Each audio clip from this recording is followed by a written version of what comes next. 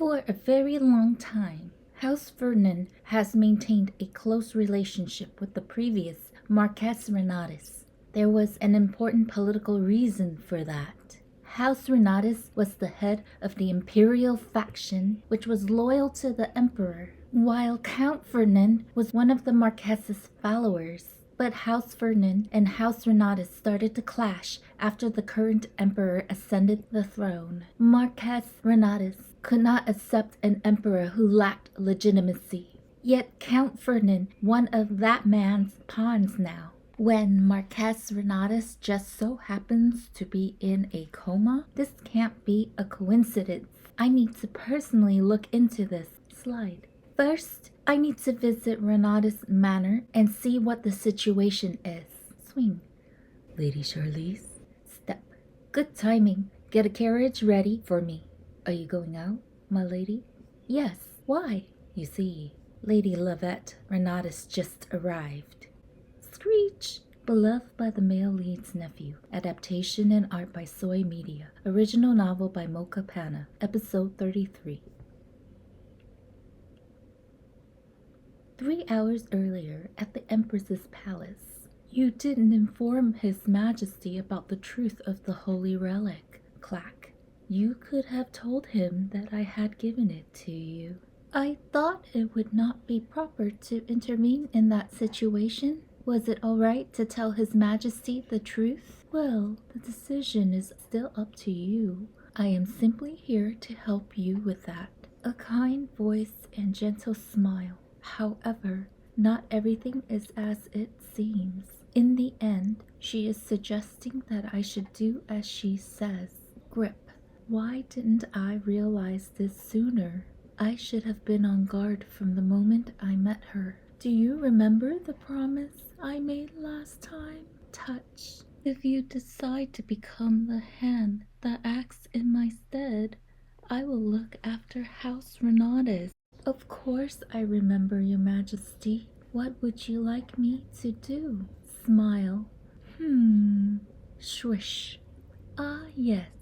How about you become friends with Lady Charlize Lienta? She has been quite busy lately. I don't understand what's going on in her head. It would be better if you can befriend Lady Charlize and help her with whatever she's doing. Is she trying to make me spy on House Lienta?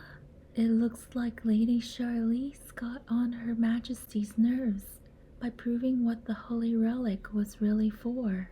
I believe my brother was responsible for the information leakage. Even so, Lady Charlize already suspects House Ronatus for what happened during the hunting festival. Your brother is such a... He really is a troublesome man. Then you should start by going to her home and apologizing for that matter. Smile. Tell her that it was all your brother's fault. You're a smart girl, so I'm sure you know what I'm trying to say. Grip. I have no choice but to accept her request right then and there. I can't go up against Her Majesty without coming up with a proper plan first. But I'll need to make a decision sooner or later. Since Father isn't waking up, I need to find a way so my family is no longer used in political matters. That means I need to know what Her Majesty's real intention is first. She's trying to get rid of Prince Sasha, the late Emperor's child, isn't she? After His Highness was found, conflict began to arise between the members of the imperial faction. Soon, even those who have been loyal to the Emperor and the Empire, crackle, will have to make a choice. That day has simply come earlier for House Ronatus. I don't want to be swept up in Her Majesty's schemes like an idiot again. Clack. That means I pretend I'm obeying her orders by apologizing to Lady Charlize first. Flinch. I didn't think I would see you here. Lady Charlize, Spring. Thank you for agreeing to meet me despite the short notice. Plop. There's no need to be polite. So, what brings you here? Click. My brother's foolish actions ended up causing much trouble for you. I am deeply sorry for that. You're not the one who needs to apologize for that. Please raise your head, Lady Lavette. The incident happened due to a member of House Ronatus. As a Ronatus myself, I am also to blame for this. However, I'm sure my brother didn't do that with any bad intentions. Why are you apologizing for your brother's mistakes, Lady Lavette? Oh, Grit. It's because Eric will become the head of House Ronatus someday. I decided to apologize in his place to prevent our family from being disgraced. Are you only going to apologize and be done with it? We will make sure to compensate you. Please tell me how much you need, Lady Charlize. No, I would like something other than money. Something other than money? Smile. You. Plop. Silence. Me? It's no wonder she's flustered. Even I think it was a rather sudden request. But I can't simply sit back and do nothing while someone is being used. Confused. But why me? You want me? Not that I mind. Baffled. In the novel, the only person who was ever considered Empress Katerina's subordinate was Marquess Theodore Van Schell. There's a simple reason as to why the main villain of the story only had one subordinate. It was because she thought of everyone besides Marquess Van Schell as disposable pawns.